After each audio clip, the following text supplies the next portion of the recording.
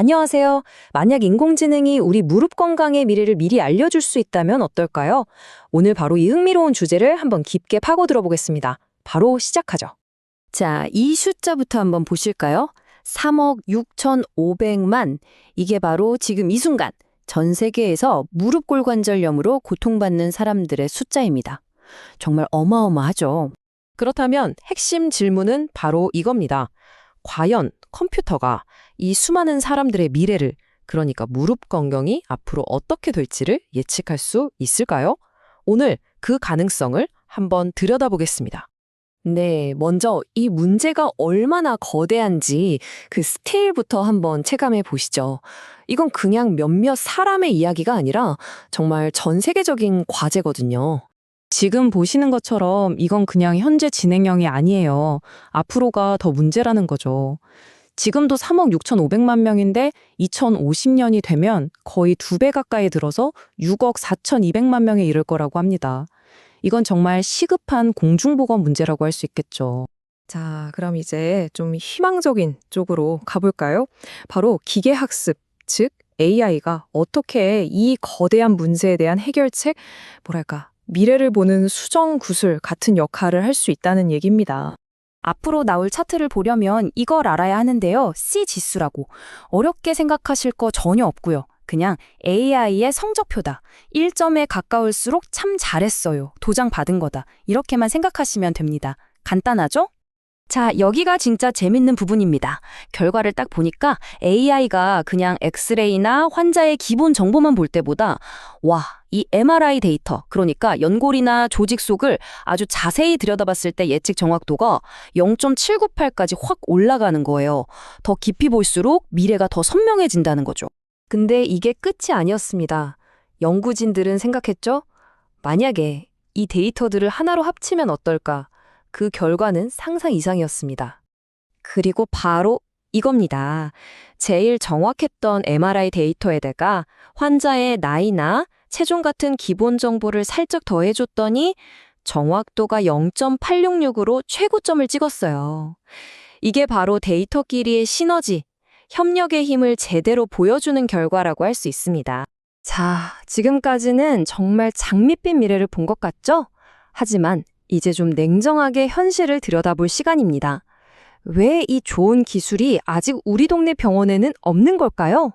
아마 다들 지금 이 생각하실 거예요. 아니, 이렇게나 정확한데 왜 안 쓰는 거야? 그 이유, 생각보다 간단하지 않습니다. 그리고 아주 중요하죠. 가장 큰 발목을 잡는 게 바로 이겁니다. 분석한 연구 32개 중에 고작 7개만 외부 데이터를 써서 검증을 했어요. 이게 무슨 말이냐면 맨날 집에서 숙제만 풀어서 100점 맞는 학생 같은 거예요. 정작 수능 시험장, 그러니까 실제 병원이라는 환경에 데려다 놓으면 몇 점을 받을지 아무도 모른다는 거죠. 그래서 이런 말이 나오는 겁니다.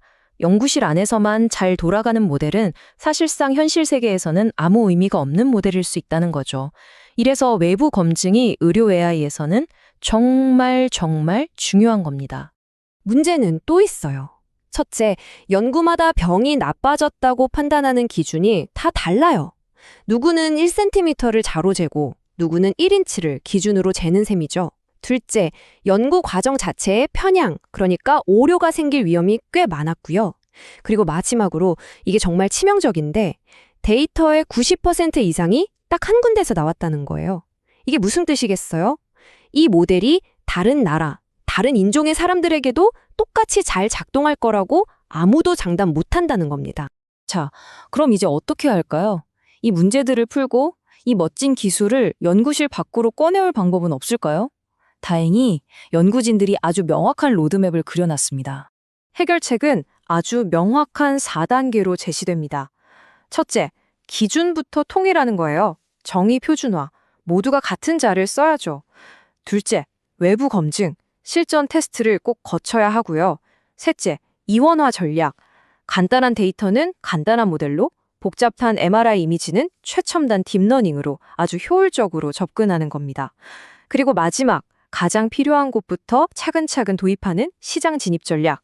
어때요? 굉장히 체계적이죠? 이 기술이 단순히 환자만 돕는 게 아닙니다. 어마어마한 비즈니스 기회도 숨어 있죠. 이 부분도 한번 빠르게 짚어보겠습니다.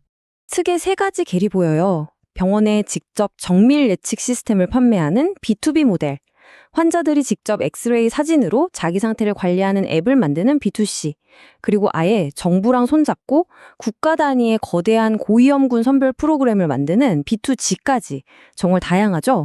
수익 모델도 여러 가지를 생각해 볼 수 있어요. 병원에는 월 구독료나 라이센스 비용을 받을 수도 있고요. 환자용 앱을 만들 수도 있겠죠. 더 나아가서 신약 개발에 딱 맞는 환자를 찾아주는 방식으로 제약회사와 파트너가 되는 건 완전히 새로운 시장을 여는 겁니다. 결국 이 모든 이야기를 종합해 보면요. 진짜 질문은 AI가 준비되었는가가 아닌 것 같습니다.